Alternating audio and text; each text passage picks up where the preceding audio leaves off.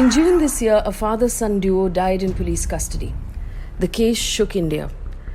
Their crime was allegedly no more than arguing with the local police, who asked them to shut their shop around curfew.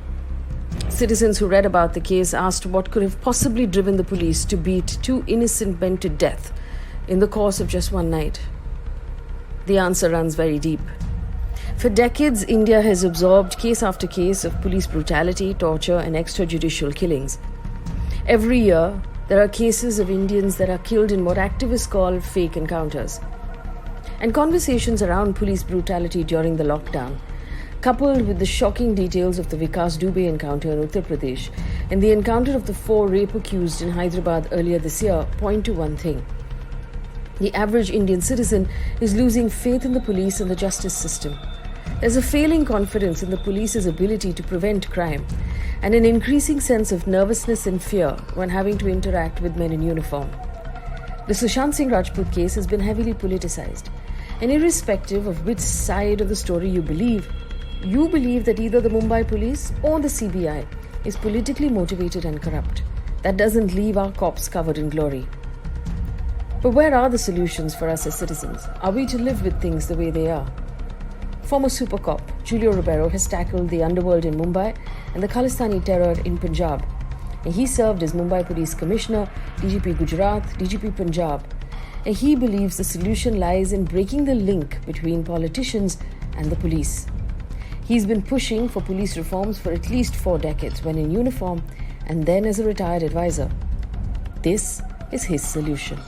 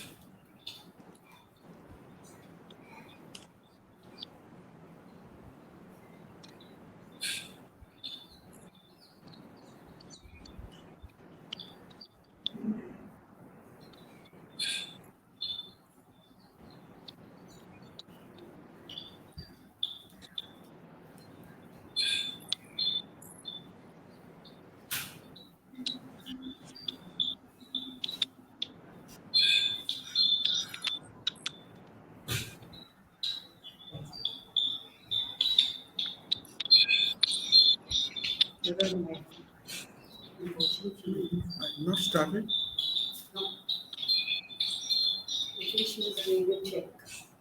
Shibram?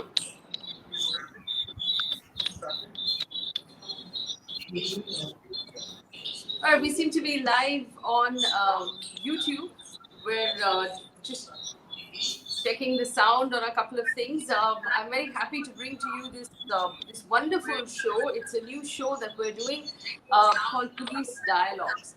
Now, this is a conversation that we will have over the next 4 or 5 weeks with some very experienced, very qualified people in this space. The idea is to talk about the Indian police. Now, here's the challenge, right? If you look at the last 1 year, we've seen cases that have made us question everything. The first case was the case of the encounter that took place in Hyderabad, where the 4 rape accused were taken to the spot of the crime, and there was an encounter by the police at 3 or 4 in the morning. What happened then, the response that came from the public, it was obvious that the public seemed to have lost faith in the police's ability to actually do their job, or whether or not justice can be delivered. Post that, we saw what happened in Uttar Pradesh with Vikas Dubey. There were cases of police excess during the lockdown, including what happened in Thoothukudi, where a father-son duo were beaten to death by the police in lockup for not shutting their shop on time. It makes us all wonder what is going on and why we feel that there is a lack of accountability the suggestion of corruption between the police, links to gangsters and politicians, and now it brings us to the Sushant Singh Rajput case. Now, whichever side of that case you want to believe, you either believe that the Mumbai police or the CBI is politically motivated. That doesn't leave a lot on the table for the police. So instead of just sitting by and watch this happen, we've decided to partner with amazing people, the Indian Police Foundation and VLOG, to bring you a series of conversations on police reform to find out what the problems are, how the problems need to be solved, and what you and I can do as ordinary citizens to push for these problems to be solved. Because if the police is strong, then we can be safe. Even today, the idea of going to a police station and interacting with someone in uniform makes us nervous, and there's a sense of foreboding. Why is that? Why is there no faith in the policing system, and how do we restore that faith in the policing system? And there are many aspects to this conversation. One is the actual idea of police reform. Two is to improve the quality of life of people in uniform so that they're paid better, they have better health, they have better facilities. And finally, to break that link between the police and the politicians. What is it going to take? I'm really pleased to have with me Super Cop Julio Ribiero join us this evening to have this, to open these conversations, the first of the police dialogues. And I couldn't ask for a better person to have this conversation with. Mr. Ribiero retired from the police, but not before he dealt with the underworld in Mumbai, the Khalistani terror in Punjab. He's had 2 attempts on his life while he was serving. He served as Mumbai Police Commissioner, DGP Gujarat, DGP Punjab. He's a Padma awardee. And he's always believed that the solution is really in managing to de-link the police and politicians. He's talked about this now for no less than 4 decades, from the time he was in uniform and even after that while he was advising those who manage our police. He's been very kind to give us time this evening to have this conversation with us. So first of all, Mr. Ribiero, thank you so much for agreeing to be the opening speaker on the Police Dialogues. Good evening. Thank you. Good evening. This is a subject on which I'm prepared to speak at any time. Thank you for calling me. It's a pleasure, a personal pleasure for me to speak with you.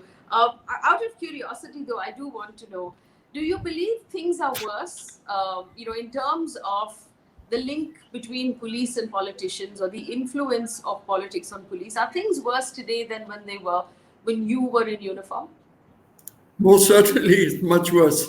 In my days, when I was, say, Commissioner of Police, and even before that, if we did not agree with what the Chief Minister or the Home Minister wanted us to do, or what he had decided, we would argue with him, and I would argue and put my cards on the table. And usually, I mean, I've never known a case when the minister won. I mean, it's not a question of winning or losing, or where he did not see reason. And the reason that I gave for saying that this is not the correct thing to do, and I'm not going to do it. And that is what used to happen those days. But I have a lot of friends in Gujarat because I was the DG of that state for some time. I even started my career in the police in Gujarat in a small district called Bharuch, and as an what they call shikau, study. I mean, after getting out of police training school at Mount Abu, I was sent there for practical training. So 6 months I spent there, and I have a lot of friends in Gujarat. And in the police, of course, I knew most of them. And I think that things are not the same anymore. That is what I learned. So. When you say things are not the same anymore, is there a reason for you to believe things have gotten worse? The cases that I, for example, listed before we started, are these the reasons why you believe things have gotten worse? Or there's a more critical need for reform right now?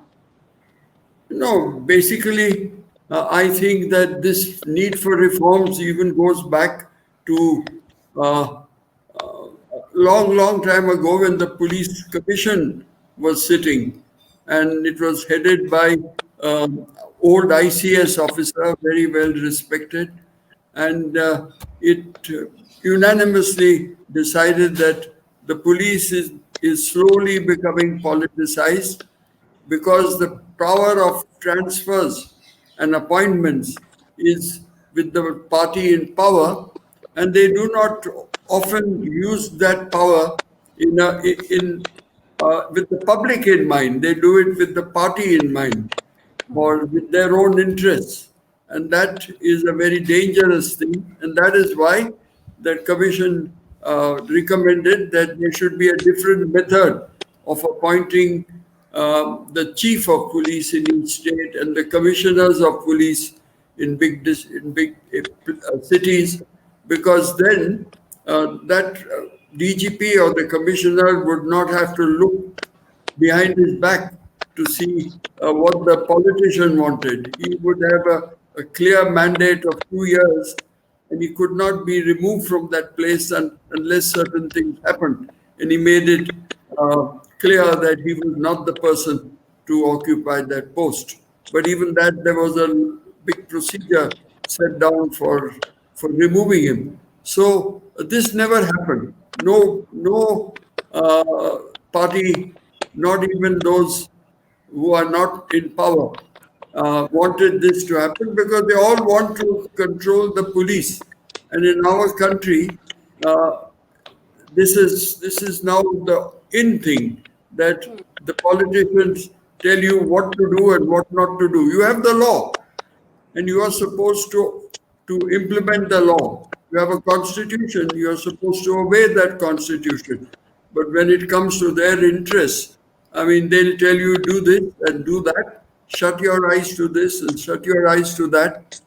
I think the biggest incident in India recently, which made me feel that, my goodness, if police reforms, if the police was depoliticized and not made to follow the dictates of the political party in power, this could not have happened.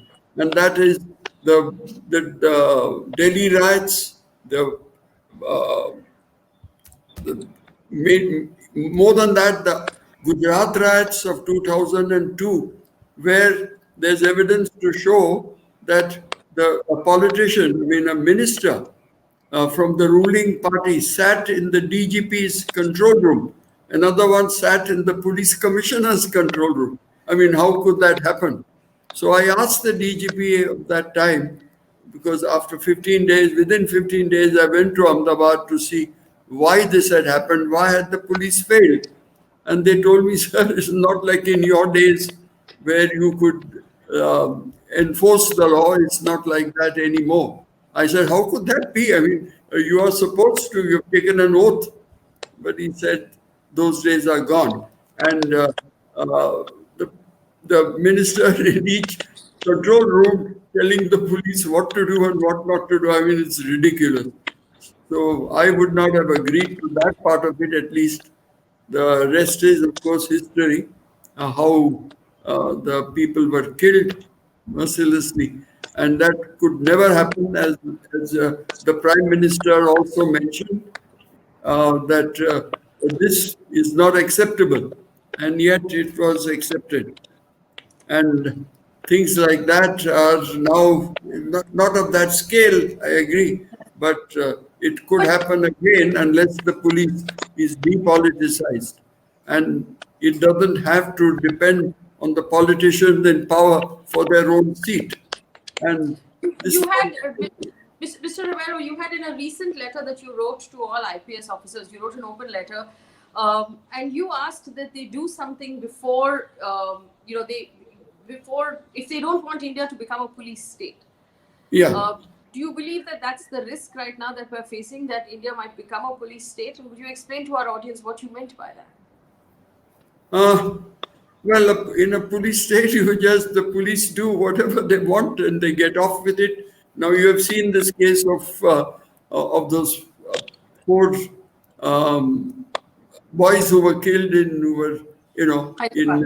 Hyderabad. And even till today, we do not know what is the evidence that the police had collected to show that they were the people who had committed that offense. could be just four ruffians sitting on the in that area. When the police is sort of pressurized is by the people, by the politicians to investigate successfully some sensational case, then they might very often do this, a fake case and say that these are the boys, and we can never be sure. Now, it's not like the case of that girl in Delhi, where all the evidence was very clearly shown to you that these are the boys, and finally they were executed. So, you see, this is extremely dangerous, and if we allow it, if the people allow it, then it's not going to end. They themselves will be sorry after some time. Mr. Ribiero, actually, the case that I find very worrying at this point is the Sushant Singh Rajput case, and you yourself have written about it.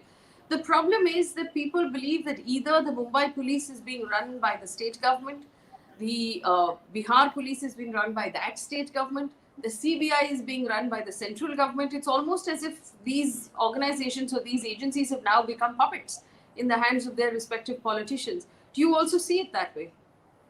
Well, not exactly like that, but I do see a lot of dangers in this case.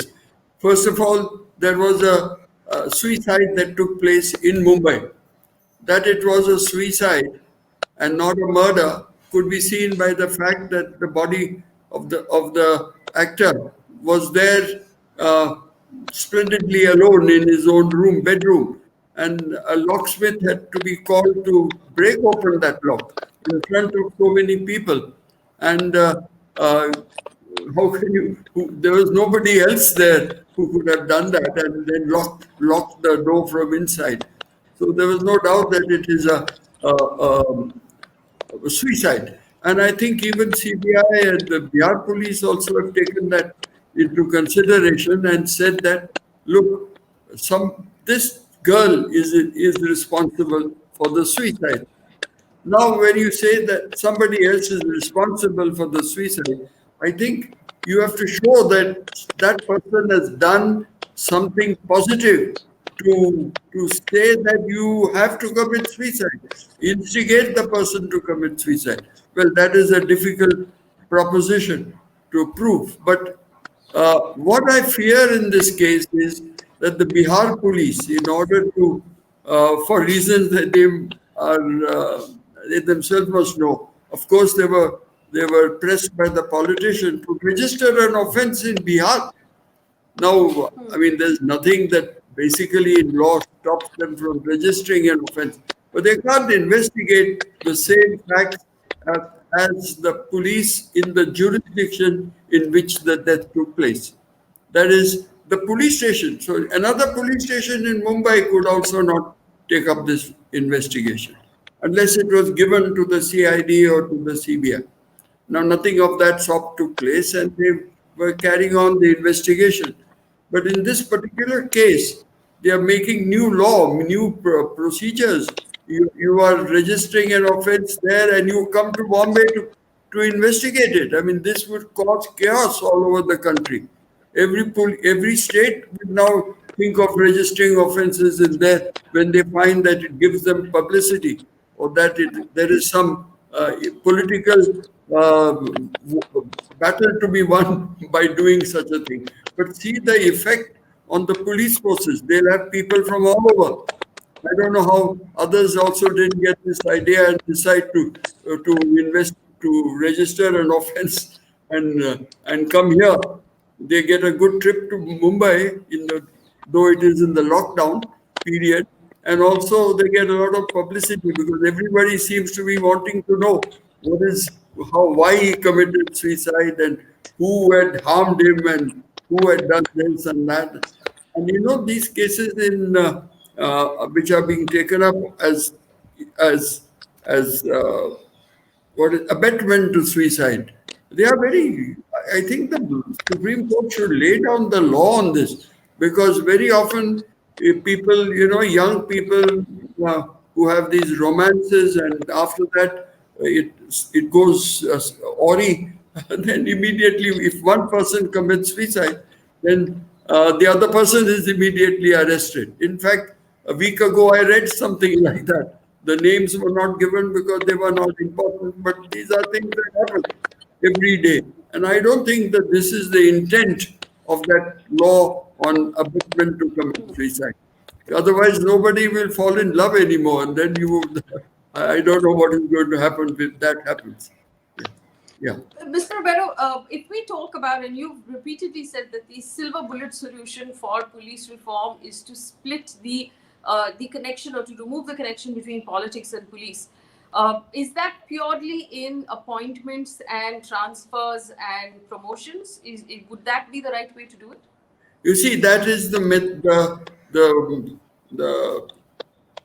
their ticket to politicize the police, because they are in charge of promoting people, transferring people, and if there's a lot of demand from the police officers, also they are also to blame. The senior officers are also to blame. Even senior officers do such things now, which was never done earlier in my time. I've never seen this type of lobbying. You know, there was a young man in my own building who was staying there, and he was lobbying furiously. And when I'd come back from Romania, and I saw that, and I then cornered him because I knew him since he was a small young boy.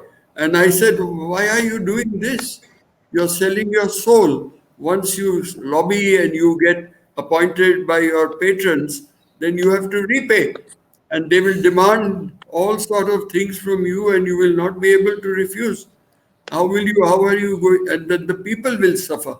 So, but he said, everybody is doing it. If I don't do it, I will be left out. So I was surprised when he said that everybody is doing it. It is such deterioration in standards I could never accept, could never believe. Yeah. So, unfortunately, Mr. Ribiero, that disconnection needs to be made by the police, by the politicians themselves, right? The rules have to be changed by the politicians. Do you think any of them would be inclined to do so? No, they will not be. None of them will be inclined to change this rule. They want the police to do such things which they are not supposed to do. And you have seen this happening all the time. You see, the Delhi police today is getting such a bad name. Even my old colleague from Punjab, Mr. Rajinder Khanna, was an eminent man, eminent IAS officer for whom I have the greatest respect. He wrote an email to me that what is happening to the police force? Do they have spines anymore? And they're just doing whatever are told to them. I mean, I'm shocked that such things should happen. That you make black into white and white into black. You arrest people who have just peacefully protesting, and you let off people who have actually on television said things that they should never have said, most irresponsible things, and which obviously set off passions. And they didn't even win the election after that. They thought perhaps they would divide the electorate on religious lines, and it failed to do that. So, and yet it goes on, and I think it is extremely dangerous as to what is happening, and even the party that is doing it should rethink. I think they have done many good things also. I don't deny that, because it's wrong to deny what is positive. But the point is, this negative things will finish them off. At least finish the country, if not them. Yeah. So, Mr. Ribiero, what needs to be done if you were to say that, okay, if civil society does these things or goes forward and demands certain things, what can we do as ordinary citizens to move closer to a better policing system? See, I've seen today our Prashant Bhushan's what do we call it, a campaign against the judiciary, and he has I would say won a battle. When I came back from Romania, I went to see my old friend Justice Dharmadhikari, whose son has just resigned from the prematurely retired from the judiciary because he was made Chief Justice in some other state, but he didn't want to leave. Now, Justice, the old man, Chandrasekhar Dharmadhikari, was a good friend of mine. So when I returned, I went to see him, and he said, "Look, Ribeiro, things are going very bad. The judiciary is also becoming corrupt, just like your police officers, IPS officers." And he said, "Let us take up cudgels against them. I will, I will, uh, I will name the judges, and you name the police officers." So I said, "Sir, that is not very easy to do, because you will get into a big controversy." And he was a person who was, but I think I didn't have the same courage as him. So I said, "I'm not going to get involved in this." And that is what has happened. But now I think people must get involved. And when they choose commissioners of police, or when they choose the DGP, I think our voice has to be heard. You know, this method by which Prakash Singh judgment has come, by which there's a particular way in which these leaders are elected. I think that it is not going to work at all. I had great faith in that, but I have lost it totally. And I think it's now only the people who have to understand first what it means to have a politicized police, and why it is being politicized, how it is being politicized. When you explain it to them and they are convinced, probably they will join you in giving your unalloyed opinion about officers, because everybody knows who are the officers who misbehave, who are doing things for themselves and not for the people. You know, when you join Indian police service, you're joining a service, meaning you are a servant, you have to serve the people. But they forget all that, and they behave like masters. And this is the bane of service today. IAS, Indian Administrative Service. Service means you serve. And if a person doesn't want to serve, he should not join these services. I agree that you are not paid like the corporate honchos, but then you should have tried for that. Why did you come here? This is the. And so I have no sympathy for people like that, and we want the public should demand that the persons who join and who rise to the top should have values commensurate with the responsibilities that they are taking up.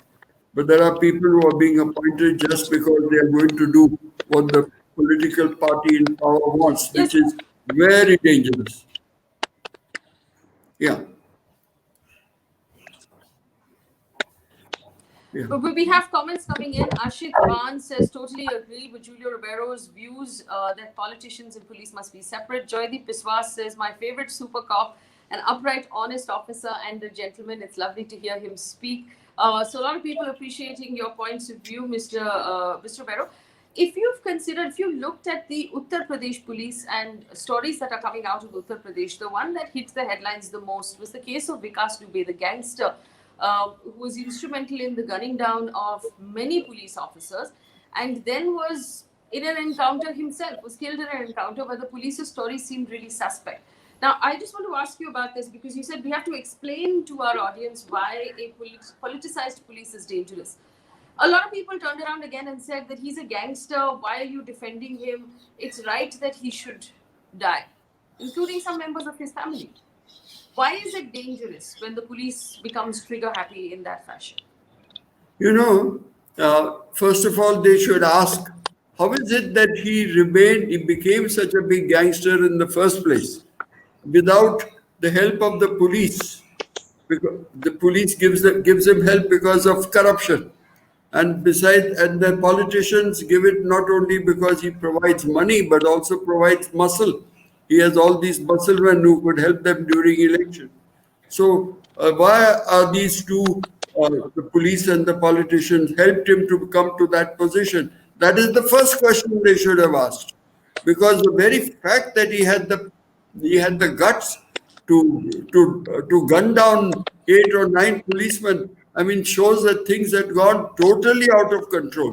There was no control at all. Because when I joined the force, one thing I found that nobody would touch a policeman. In uniform, nobody would touch a policeman in uniform. And if that did happen, there would be severe repercussion. So I don't think that people would ever dare to do that.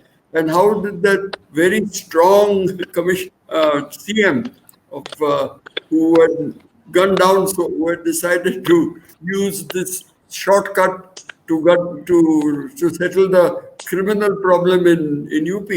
I mean, how did this man escape his net? I don't know.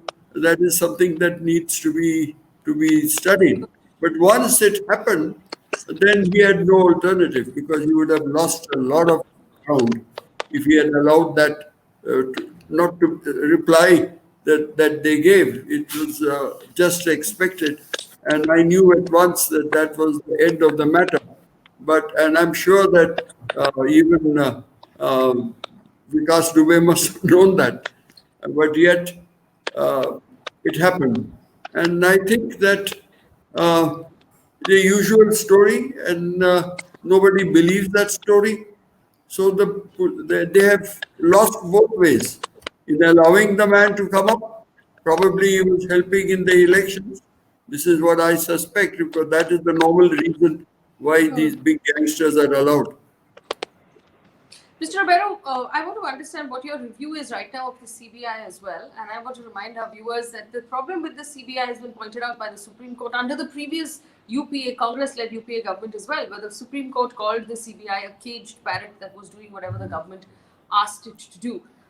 Again, do you believe that that situation has gotten worse? Is there reason for us to worry about our central agencies as well?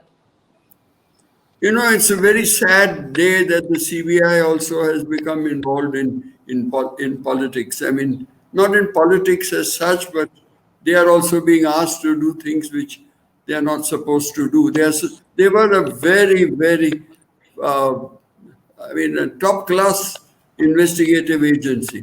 And I know some of the great officers who headed the CBI and how it was grown, it was nurtured. But now, unfortunately, it is being used for political purposes, and I'm really sorry that this is happening. All institutions, of course, are under threat, and the police, of course, has already been captured, and the bureaucracy also more or less captured. The media, that also your own you know it, how it is being captured. Now we are only hoping that the judiciary remains firm. And now recent judgments, so some of the judgments that have come out of the Delhi High Court in particular are very, very encouraging. And I think that the one in Aurangabad bench of the Bombay High Court was a very encouraging judgment. It's not the judgment itself that I'm bothered about, but about the fact that there are judges who are willing to stand up. There are no policemen today, very few who are willing to stand up, but they'll have to resign. And just like Sharma resigned from the Gujarat police, one of the best officers we had. I mean, I really worry for this country. Well, would you elaborate a little more on the officer from the Gujarat police who is, and officers right now? The other problem is, of course, that they are not given postings if they're not willing to toe the line of the politicians. And it doesn't only happen in Gujarat, it happens in Maharashtra, it happens in other states as well. But an honest officer finds it very difficult to survive in this system. We have cases of honest officers who are without postings at this point because they're not willing to toe the line. Yeah, there is this boy, Sadanand Date, one of the best officers we have in Maharashtra. And he just twiddling his thumb for the last 6 months. I'm surprised, especially in this COVID time when there's lockdown, there are shortage of officers. And he has a good one, very, very good one. I remember the other boy, Lakshmi Narayan, he just resigned and went off. I mean, he was just being kept in the wings and not given anything which he was very capable of doing and very. You see, this is what is happening. The boy that I talked about from Gujarat was one Sharma, and he was in charge of a district. He did not allow, the mobs to go. What is the word for it? Amok. To run amok. He didn't allow them to do that, and he was transferred out because possibly as a punishment for not allowing for doing his work. So he left. He had no alternative because he knew that he was now going to be uh, a persona non grata. So this is also a problem. Yeah, You I think think civil society should speak up for officers like Sadanand Dadri?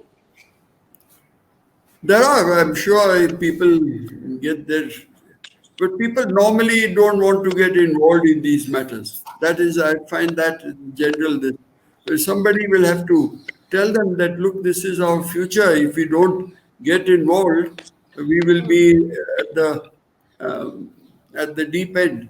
And this is, do you want to swim in the deep end? I don't know. You should be able to be a very good swimmer if you want to do that. So effectively, Mr. Ribiero, what you're saying is that if, as civil society, as ordinary citizens, if we don't speak up for honest policemen, if we don't question appointments and transfers and promotions on merit, then we are risking our own safety and our own society. Is that correct? You know, many of the things you can't go into the details of these transfers, but certainly there are people who are being appointed whom you know are going to work for themselves or for the party in power, not for the people. So why can't we all get together and say that this is not what we expect from our government? We want good policing. We want a policing that respects the law and the constitution, and I think it can be done. I mean, there are a lot of people who have done these things. And why can't you do that? There are, people know you can't fool the people. That much is certain. I've learned it right through my career. You can never fool the people. If you even sneeze, they know it because you're what they call the Batman or the orderlies. They will tell everyone. They tell their own families. They tell their friend, and it goes around everywhere that the officer is like this and is like that. So I think that these things cannot be hidden. And if the officers feel that they can get off with it, they are very, very stupid. Yeah. And uh, so why can't we, as citizens who are going to be at the receiving end of the service provider is the police for your security of life and property is most important. And then why can't we say we want a proper person at the head? Because if you get a good leader, you can't stop corruption and illegal things being done, but you can certainly reduce it. They are frightened of you at least. They know So, that you. Yeah. Mr. Ribeiro, when you were police commissioner in Mumbai, you had in What? fact I can't hear. said that all decided by an opinionated. So you do believe that the police administration can block out the politicians? No, in my days it was different because we didn't have leaders who will not tolerate dissent. Whereas in my days I worked mainly with uh, Congress governments. Incidentally, only once with the Akalis in Punjab. And even whenever I disagreed, the most difficult person I worked with was Mr. Antule. And even he didn't oppose me when he wanted me to post somebody. And I said, look, if I post that fellow there, I am not responsible for what happens in that area. He got taken aback, and that was the end of it. Because you bullies, you've got to be also a sort of bully yourself. So but you could do that and get away. I don't think they can get away now. This is the difference.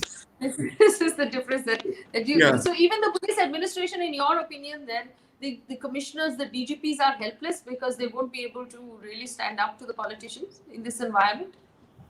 You see, yes, I mean, you know, let me tell you my own experience of Gujarat after that 2002 riots. I went and spoke to the officers, the senior ones. They had worked under me. So I knew them all, and I said, "Why did you not do this and do that and do that?" They said, "Sir, those were your days. We can't do these things." Then I said, "My goodness, and what is the police useful for? If you can't do this, I mean, this is what is your job and your conscience, but they were not persons who were involved in doing it. I can tell you that. They're far from it. They didn't have, but yet they did nothing to oppose what was being done. I'm sorry Well, to say. we have a couple of questions that are coming in for you. Dipanshu Bhaskar says the number of people who are sitting in parliament, if they were to make the police stronger, they would probably go behind bars themselves. So where is the where's the option for them to make the law stronger? I think he's referring to the fact that we do have a lot of people, a large number of people accused of serious crimes in parliament at this time. Tausif Basir says, do you think international pressure and highlighting wrongful arrests will help, because social media campaigns in India don't help? Where should the help really come from? Because there have been wrongful arrests. For example, Dr. Kafil Khan has been cleared of all charges under the NSA today by the Allahabad High Court. That has also said that, prima facie, his speech had absolutely nothing offensive in it. So, but he was in jail for 8 months, Mr. Ribiero. Where is the solution for those sort of problems? I think that we should at least insist that people are kept in jail illegally like this, or just to teach a community a lesson or two. I mean, I think that we should insist that proper. What is the word? This should be done. Huh? What is the word? Proper accountability. Compensation should be done. And that one compensation is not only money compensation, that is different. That nobody, with self-respect would bother about that part. But I think the people who have got involved should be punished. And I think if some police officers are punished for doing the wrong thing, even though they were forced to do it, I think that they might think twice. They might give up their jobs. That would be better than doing something which is against their conscience. We used to have, or we still have, a police complaints authority. Do you believe that that complaints authority is doing enough?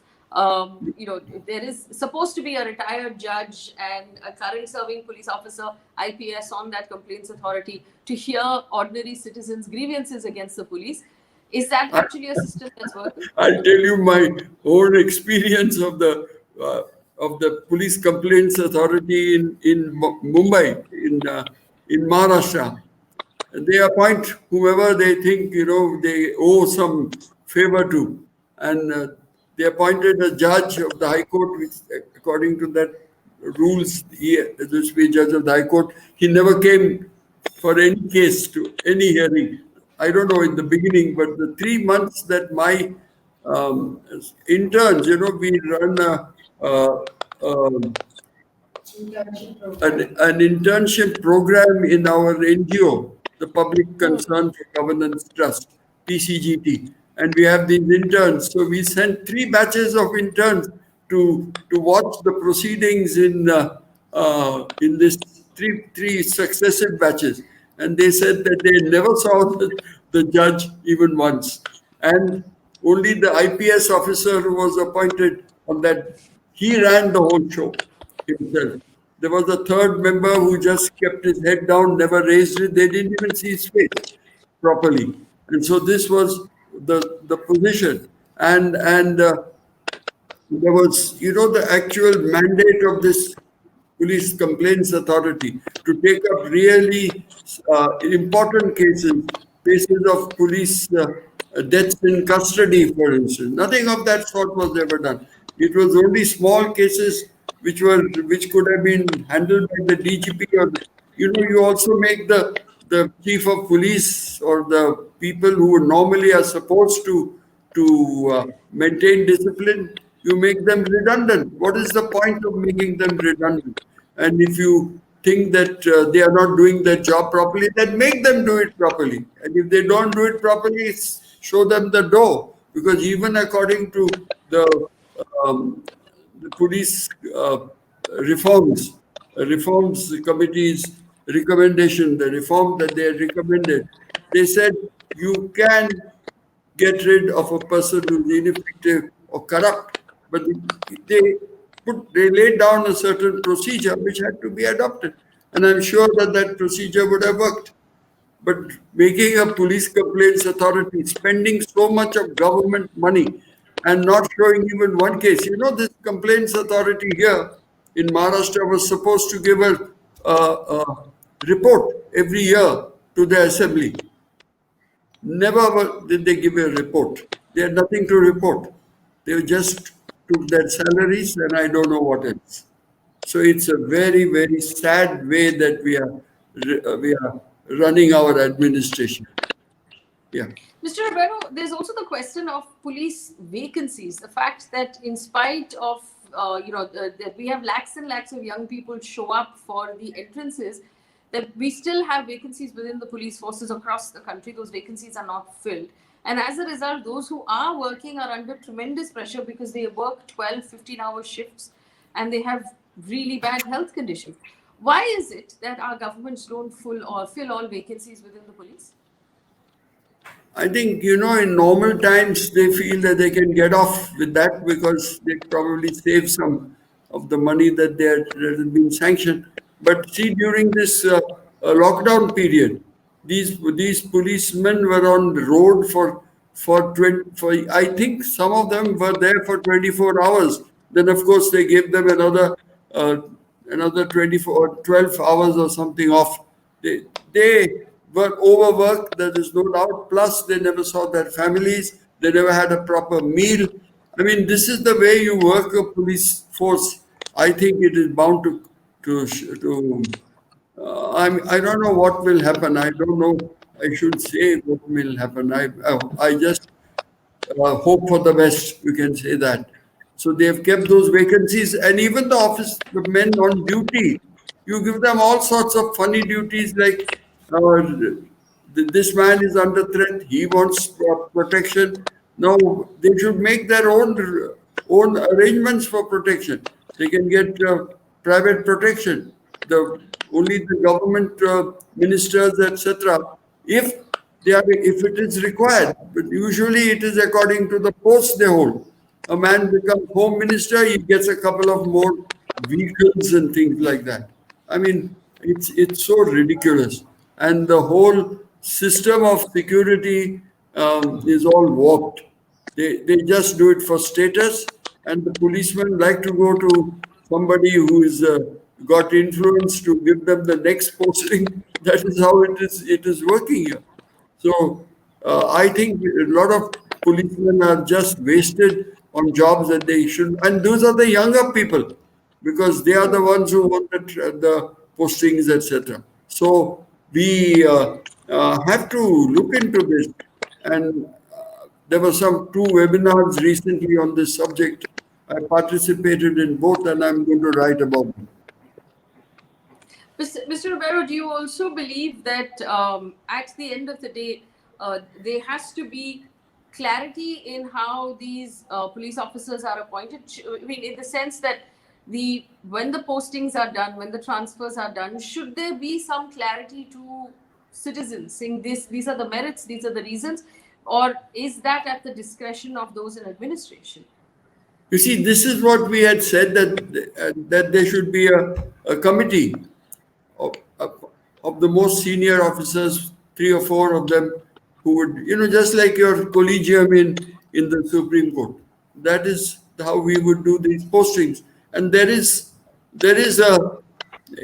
being done in that manner. It is being done, but what they just tinker with it. For example, they put in the senior officers posting, they will put the special secretary, the additional chief secretary also in charge of the Home Department as the head of that committee. I don't know why, because he's going to finally give his opinion to the minister. So it should be only a departmental affair. Whereas if you put a bureaucrat there, I mean that means that whatever the bureaucrat has been told by the minister is going to be the decision taken. I mean, this is ridiculous. But they do all these things in order to circumvent the sting of the arrangement, and so the arrangement loses its sting. That is how they are very clever in doing it. Very clever. I'll tell you one interest. Yes. Have you time for me? Go ahead. Yeah, that Anna Hazare had a big That what he used to do very well. The hunger strike. He had it Azad Maidan wanting that this matter of transfers should be uh, legislated properly. So the legislation was done in such a way that everything had to go to the mantrala. Now there was a inspector who was playing havoc, and I am, of course, a retired man, but my Mohalla committee people came to complain to me saying that this fellow is doing this and doing that. So I phoned up the commissioner, and the commissioner agrees with me and agrees with them that he is a rogue. So I said, but what have you been doing about it if he is a rogue? He said, I've written to the government. Is there the commissioner writing to the government and not able to discipline his own inspector? I'm surprised. I think that you would, this is going to be the death of this system So itself. you're actually saying, if I've got this correctly, you're saying that from the time you were in uniform till now, various IPS officers serving as commissioners and DGPs have conceded ground and conceded power to the government over the years, to a point where now the government holds all the power. In this particular case that I told you, it is not the officer who was seated. The law was made. A law was made about transfers. And in that it was said that, if you do this and do that, and if this happened, that happened. So every case has to go to them. And then, of course, politics takes over. So this is how it is run. In my time, there was no such this. If I said that somebody is creating problems, I call him and I said, look, I'll really finish you off. And the fellow stops doing all that because he knows the commissioner can finish him off. The commissioner I went to was capable of doing that, and he would have done it, but unfortunately he didn't have the powers that have been taken away. How can you take away? Suppose there is war, and you tell a general to put this man there and that man, you will lose all wars. We are losing wars every day on the streets of Mumbai because of this Do you interference. think in a situation like this, the police in any state, including the CBI, would ever have the ability to investigate someone who is in power in government right now? No, as soon as he is defeated, like Mr. Chidambaram, then only they take it up. But otherwise, when he is in power, they certainly will not do that. There's no way by which they can do it. They are not in house. They won't dare. They won't do it, even if they are allowed. So because they all know which side their bread is buttered. This is the misfortune of our system. So, on a larger question, then, Mr. Ribiero, if we consider the pillars of democracy being the executive, the legislature, the judiciary, and then if we want to still consider the media as a fourth pillar, and I personally do, what you've said effectively is that the legislature, which happens to be government, has actually become more powerful than the executive and the media. There's only the judiciary now standing in its way, possibly. I didn't get your first part of this. Sorry, I think my attention was a little. Where does this leave our democracy if neither the police nor the media are willing to take on government that is currently in power? I don't see why they should not be willing, because, of course, I know the police, if they're bullied in this manner, like it is being bullied at present, well, they might feel that it is wiser to get out of it or to remain neutral and get our postings. Some people want the posting because they don't want their children's education to suffer. They don't want to move out for different reasons.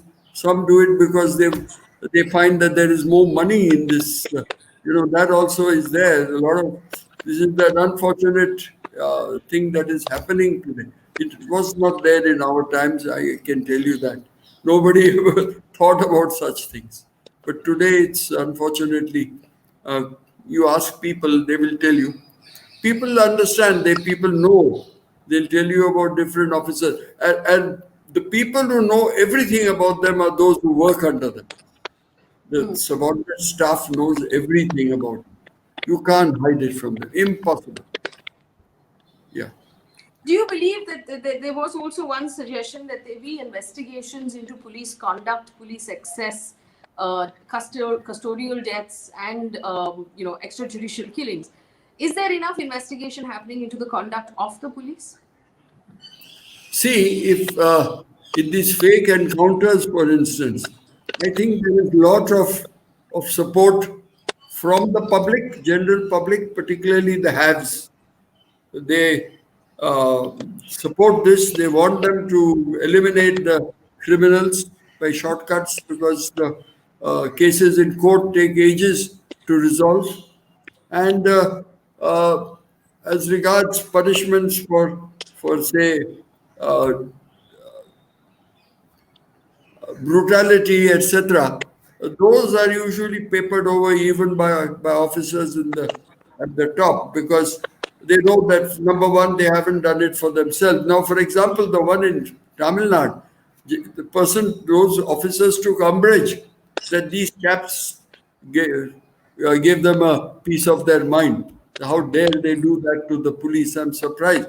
There is no evidence to gather or no, and the magistrate gave them the remand. How a remand for what? For not closing that shop? I mean, that is ridiculous.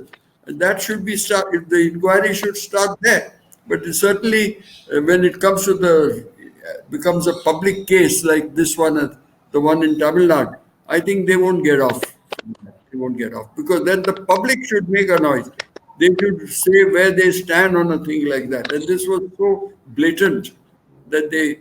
But if it is to recover money or to recover stolen assets or things like that, then the public sometimes. I even had a correspondence with Amnesty International when I was in service, and they said that there is too much public support for these illegal methods. And unless that reduces, like it happened in other countries, don't think that it didn't happen in the advanced countries, but that was 100 years ago. We are still 100 years behind. But You know, Mr. Ribiero, there is the Black Lives Matter movement that's happening in the US right now on police success against people of color. Yeah. And it has picked up a lot of steam. It has reached a point where it is an active, point of election in the forthcoming presidential elections of the US. Do you think that again in India these things should become important enough to be discussed in election campaigns? Police reform, changes that will be brought in, vacancies that will be filled up. That that we as civil society should vote on these matters. And until then, Yes. we're probably not going to see a change.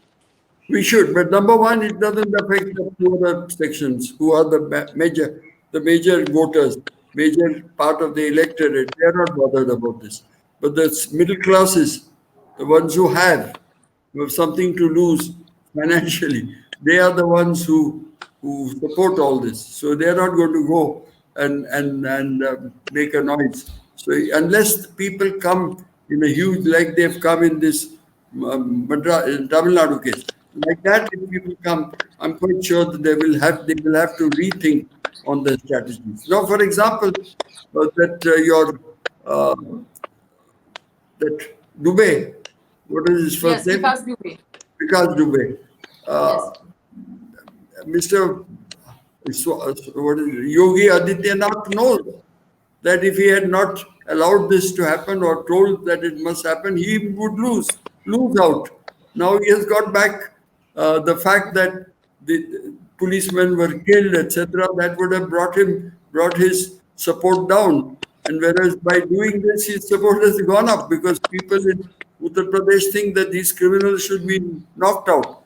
So this is how, but they don't ask why he was knocked out earlier because he had been knocking out other smaller gangsters. So why did he why did he leave this guy? So that kind of thing should be asked of him. Yeah. There is a question that's coming from Swati Prabhu. It's an interesting question. She says, "What is your take on muzzling of defense? Is the police being used to muzzle dissent?" I beg your pardon. She says, "Brutality of the Delhi police on students inside of JNU and Jamia. When the police actually went inside the college and did a lathi charge. What are your comments in that matter? Is the police effectively being used as a weapon to crush dissent?" It is, of course, it is that the government is doing is very clear. I don't think they want to hide it even. Because, see, all those things, say in JNU, was shown on the television. And it is also true that the first batch of hooded attackers were probably left oriented students, because that student president, she herself went and took them inside. So that was seen on television. But the reply to that was definitely helped by the police. That you could see that also on television. And it is not the job of the police to sort of get involved in politics to this level. I don't think that it was right, even on the part of those who called them in or asked for their help. These are very dangerous things. You have to take action immediately against those who came in, and they were probably, I have no doubt, they were left wing students who were brought in by the president of the society. But that was the other one that came in later. Those went amok. I mean, you could see what they were up to. So those have not been caught, and they've Mr. got A slightly people. sensitive question. If I may ask you this, there is of course political, influence and political power that's exercised over the police.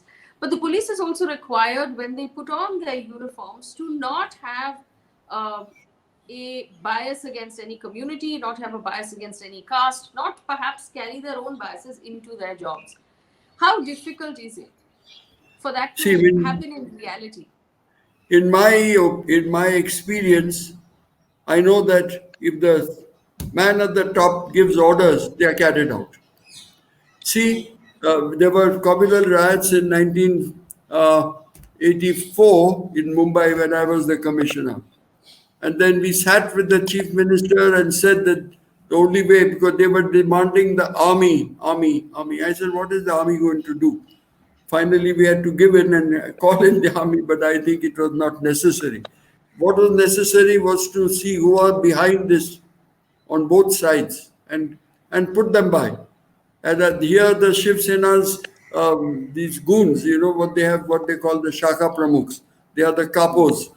And I said, don't touch the man at the top. Don't touch his 10 or 12 immediate lieutenants, but get all of these kapos, the cutting edge, and put them in. So they agreed. So I called my men and I said, I don't want anyone to escape. If you escape, then the person from whose jurisdiction there was a nil report, I'm going to see that he is suitably disciplined. So it's nothing. They brought all the people in except one who had, I don't know how he got sent of it, or perhaps he was out with his girlfriend or something. Anyway, he was not caught, but the rest, all 50 were caught. There were 51 of them. And the thing immediately, next day, there was total silence and not a single case was reported. On the Muslim side, it is always the preparation for defense. They are always preparing, they get prepared for defense.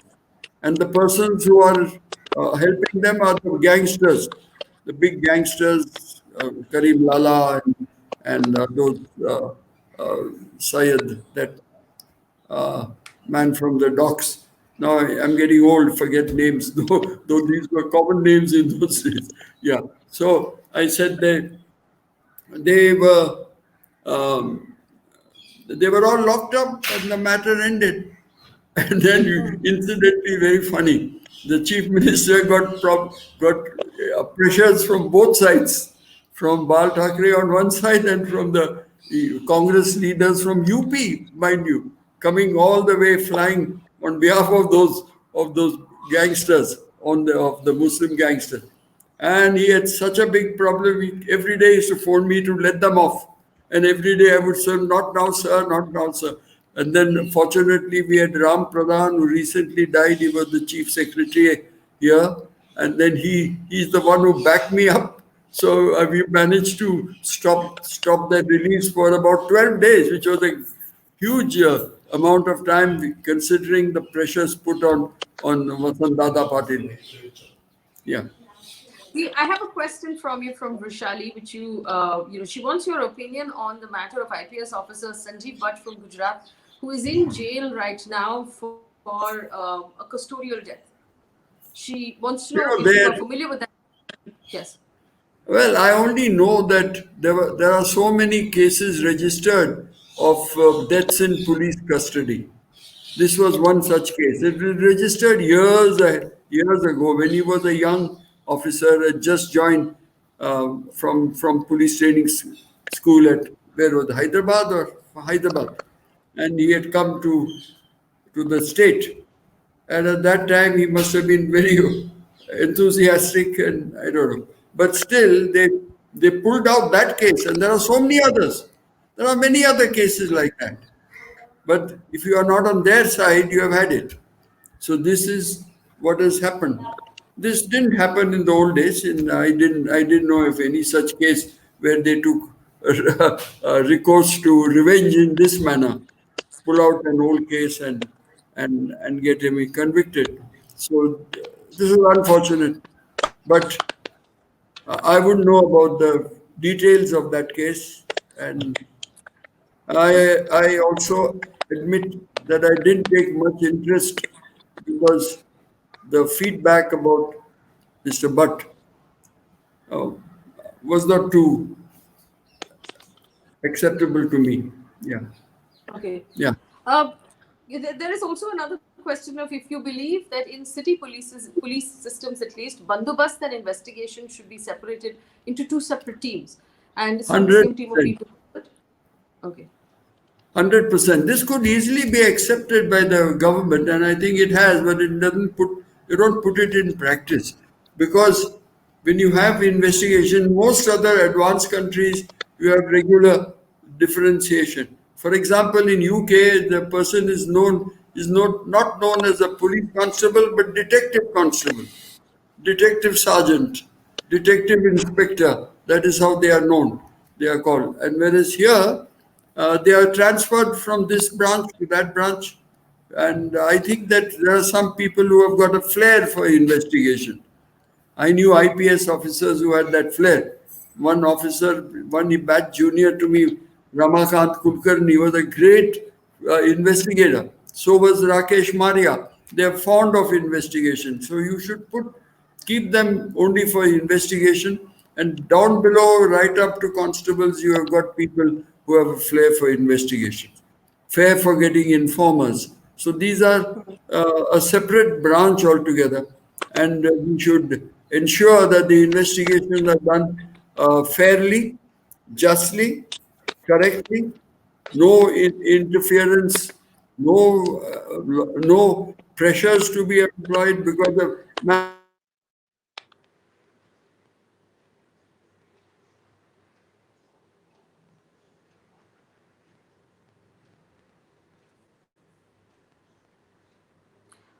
Well, we seem to have lost that connection. We'll try and get Mr. Ribeiro back.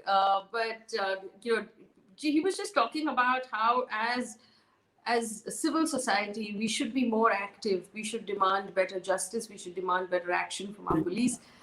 We should be interested in who's being posted in the police and where, and we should take an interest in the welfare of the police as well. We and we there's Mr. Ribero's back. Mr. Rivero, would you say the final note we should leave our audience with is this: that as civil society, we should take a keener interest in the welfare of the police, in the transfers and the promotions, and what is being written about and what is being written from inside the police? You see, these transfers and promotions, people will not jump into it until they are convinced because they do feel that the police is itself quite venal at most times. But during this lockdown, there was a lot of support and lot of sympathy for the police, for the policemen, and many of them died. As you know, in Bombay city itself, more than 60 or 70 of them died, and in Maharashtra, double that number. I mean, that is the whole number would have been double that figure. So about 150 odd have died all over Maharashtra, half of them in Bombay city. So people have that sympathy, and they even came forward in the webinar I attended. There was three-time elected MLA who said he would take it up in the assembly, he would take it up with the chief minister and see that at least their housing demands are met, because that requires government financing. And about their health, there has to be dedicated health facility, which can also be easy. People are willing. I mean, the people of Mumbai would be very willing when in at times like this, when there is a this pandemic, and they see the police has been so hard worked and they have suffered. Like people going to war, when soldiers go to war, they die. I mean, here also they have gone to war against the pandemic and they have died. There's no other department of government that could have been sent to do this work. It is the police alone, and they normally fall by the wayside. And so this is what has happened. So their main problem of welfare is their accommodation. It is